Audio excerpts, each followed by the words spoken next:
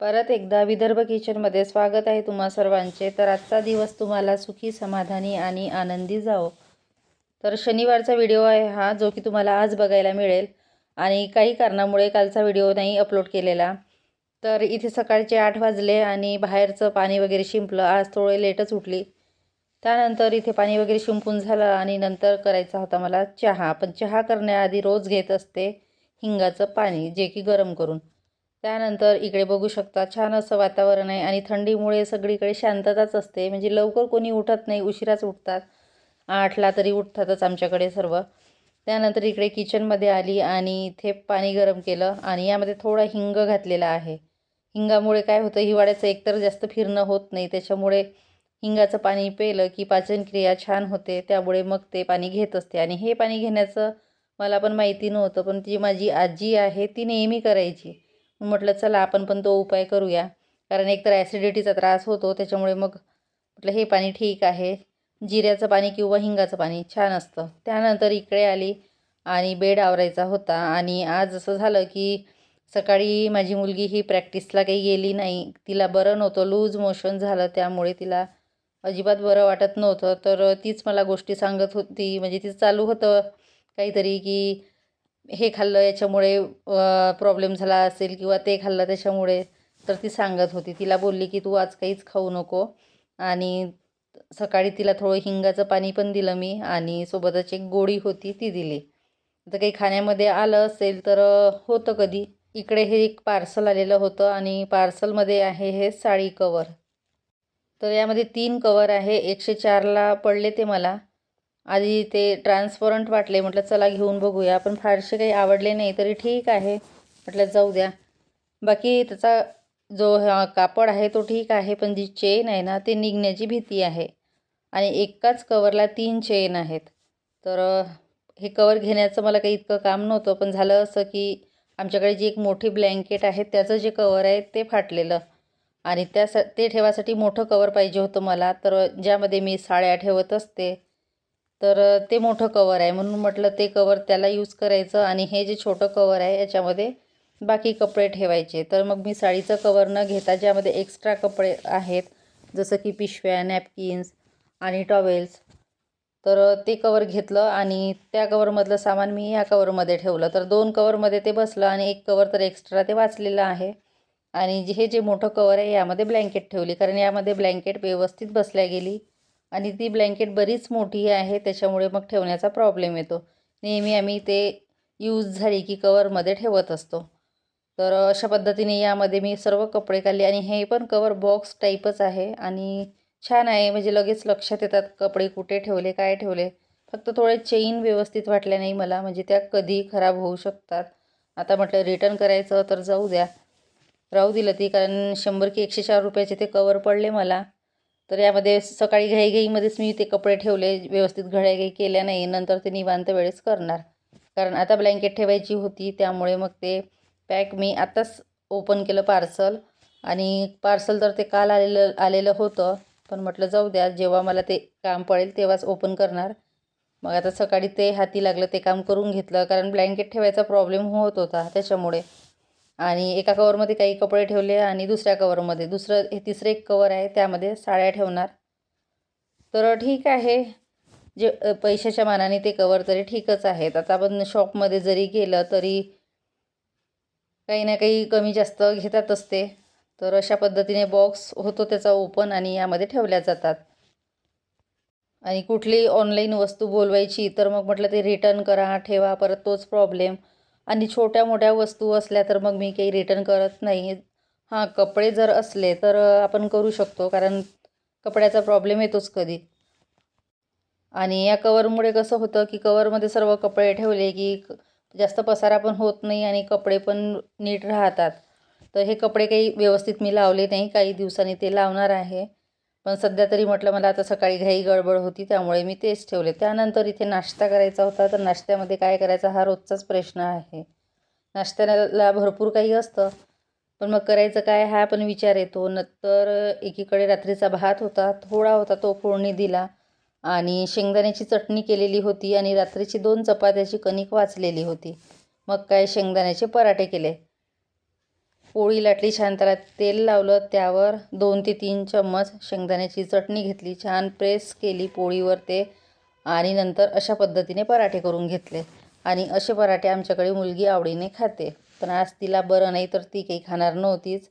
मग म्हटलं चला आम्हा दोघांसाठी होईल ते. तर अशा पद्धतीने पराठे केले आणि असे चौकोनी फोल्ड करून ते केलेले आहे मी. नाहीतर तिला तिळाची चटणी किंवा शेंगदाण्याची चटणी किंवा मिरचीचा ठेचा असं काही असेल तर चपातीला थोडं लावून द्यायचं आणि पराठा करायचा, तिचा नाश्ता होऊन जातो. तर अशा पद्धतीने मी करत असते कधी कधी, आणि नाश्त्याचा पण प्रश्न मिटतो. आता ही कणिक रात्रीची वाचलेली होती 2 चपातीची, म्हणून मी ते केलेले आहे. नाहीतर बघ रोज स्वयंपाक करताना एखादा तरी पराठा तिला करून देते दुपारी जेवणात, आणि थोडा भात फोडणी दिला तो होता तो. तर सकाळच्या नाश्त्याची तयारी झालेली आहे. आता बाकीचे कामं. तर इथे आवराआवर करायची आहे, त्यानंतर भांडे वगैरे, आणि रोजचं हे डेली रुटीन आहेच. त्यानंतर दुपारी मला बाहेर जायचं होतं आणि 30 डिसेंबरच्या आतमध्ये मला ते जे ATM कार्ड आहे ते ॲक्टिवेट करायचं होतं. तर आज आहे शनिवार, दुपारी बँक बंद राहणार, तर मग म्हटलं लवकर कामं करूया आणि बाहेर जाऊया. कारण ज्या दिवशी मी ATM आणलं त्या दिवशी काही ते माझं करणं झालं नाही, कारण नळ येणार झालेले आहे. आणि बाहेर इथे मी तीळ वाळत घातलेले होते. कबूतर आलं आणि तिळाच्या ताटामध्ये पूर्ण तीळ इकडे तिकडे अस्ताव्यस्त केले. जे अस्ताव्यस्त तीळ केले ते मी बाजूला ठेवले. म्हटलं ते खातील, पण त्यांनी खाली पडलेले अजिबात खाल्ले नाही. शेवटी मी ते ताट घरात घेऊन आली. त्यानंतर सगळे कामं आटोपली आणि आता इथे भांडे लावायला घेतले. म्हटलं लवकर लवकर कामे करायची आणि लगेच बँकेमध्ये जायचं. कारण जी बँक आहे तिथेच ते ATM आहे, आणि बाकी दुसरीकडे कुठे असेल तर मला माहिती नाही. पण नेहमी तिथेच मी जात असते ॲक्टिवेट करायचं असलं की, ज्या बँकेमध्ये अकाउंट आहे त्याच बँकेमध्ये. त्यानंतर इथे दुपारच्या स्वयंपाकामध्ये आहे भात आणि काळ्या वाटाण्याची भाजी. तर भात थोडा जास्तच लावणार आहे, कारण की मुलीसाठी करणार आहे दही भात. आता ती बोलली मी काहीच जेवण करणार नाही, सकाळी नाश्ता पण केला नाही.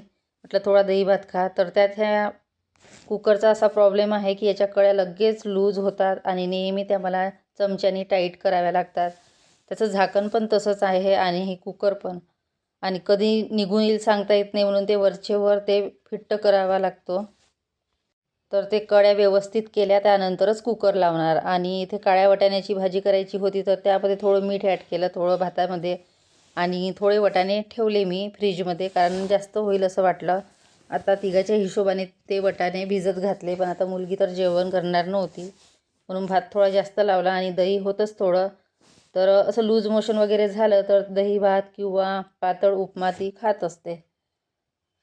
तर त्यानंतर इथे कुकर वगैरे लावलं आणि करायचं होतं आता दही भाताची तयारी. आणि कुठे जायचं म्हटलं की लगेच आटोपतं घ्यावं लागतं, आणि आज काही जास्त कपडे नव्हतेच धुवायचे, आणि स्वयंपाकाची पण इतकं काही नव्हतं. 2-3च चपात्या करायच्या होत्या, आणि नाही म्हटलं तरी करता करता वेळ होतोच. आणि वेळ मी आज स्वतःहूनच केला, कारण म्हटलं कपडे पण नव्हते, स्वयंपाक पण जास्त करायचा नाही, त्यामुळे उन्हामध्ये जास्तच वेळ बसली. तर असं करता करता आता 12:30 वाजलेले आहे आणि बँक 2ला बंद होईल.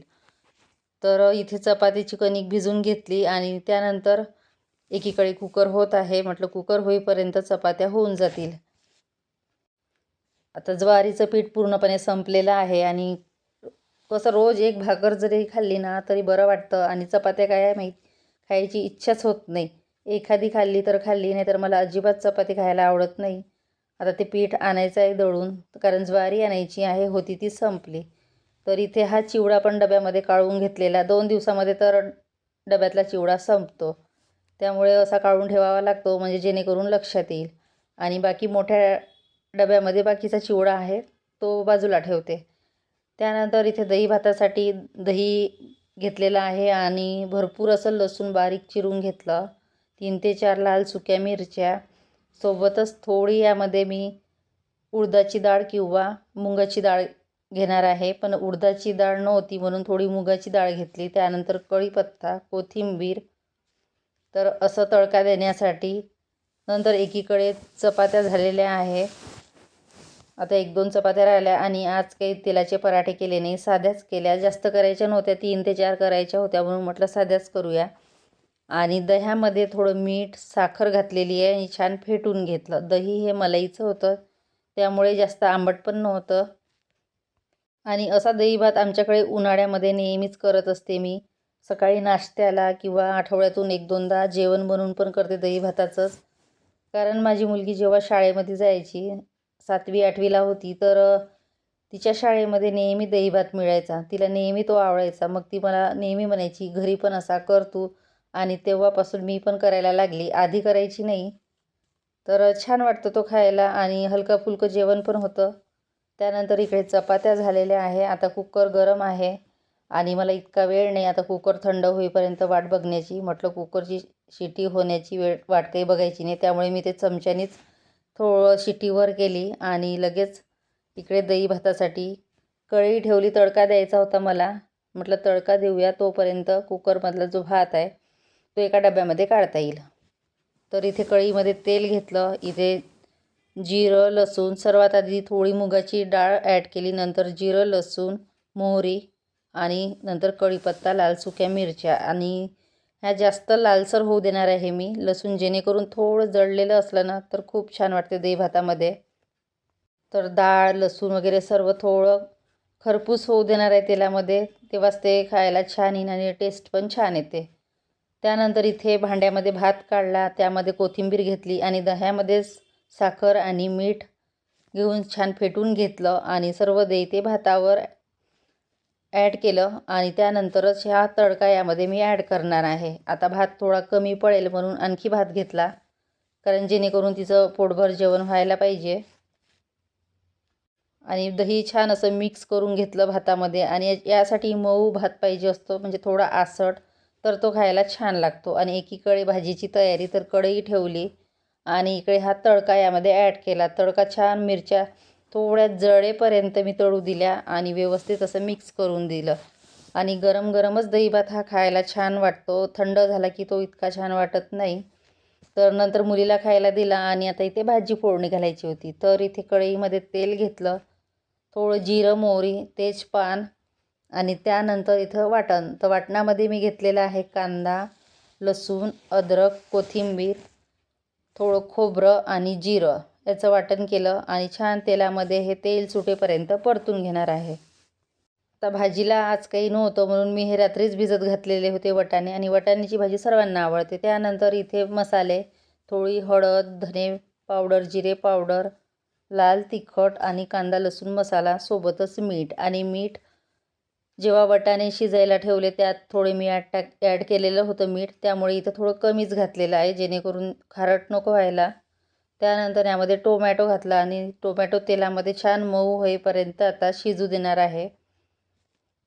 त्यानंतरच यामध्ये वाटाणे ॲड करणार आहे. वाटाणे आता छान शिजलेले आहे कुकरमध्ये, तर जास्त वेळ काही मग शिजवायचे नाहीच आहे मला ते, कारण 3 ते 4 शिट्टीमध्ये छान शिजले. त्यानंतर झाकण ठेवून टोमॅटो मऊ होईपर्यंत 2 मिनटं ठेवलेलं आहे. आता बघू शकता टोमॅटो छान झालेला आहे, तेल पण मस्त सुटलेलं आहे. त्यानंतर यामध्ये वाटाणे ॲड केले. तर अशा पद्धतीने मी काळ्या वाटाण्याची भाजी करत असते. आणि कोथिंबीर यामध्ये मी आत्ताच टाकणार आहे. भाजी शिजल्यानंतर नाही, एकतर मी फोडणी देताना कोथिंबीर टाकते किंवा मग लगेच भाजी झाल्याबरोबर. आणि आता भाजी 5 मिनटं होऊ देणार आहे. छान उकळी आली की भाजी तयार. तर भाजीला काही नसलं की मग अशी भाजी करत असते कडधान्याची. त्यानंतर आमच्या शेजारच्या काकू होत्या, तर त्यांनी 2 मुळे दिले. आता त्यांना नाही म्हटलं तरी त्या जबरदस्तीने देतातच, फोर्स करतात, कारण त्यांच्या शेतातील आहे त्याच्यामुळे. आणि नेहमी नेहमी आपल्यालाही बरं वाटत नाही घ्यायला. तर त्यानंतर इथे गॅस ओटा वगैरे क्लीन केला. तर त्या नेहमी बोलतात की शेतातला आहे म्हणून, आणि भरपूर असं आणतात त्या, त्याच्यामुळे एक दोन मला देतात, खाली देतात आमच्या घरमालकाकडे.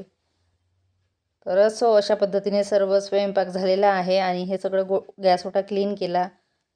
त्यानंतर मी बाहेर गेली, बँकेत गेली. बँकेतलं काम तर झालं नाही, मग त्यांच्या ओळखीच्या काकू होत्या त्यांच्याकडे गेली.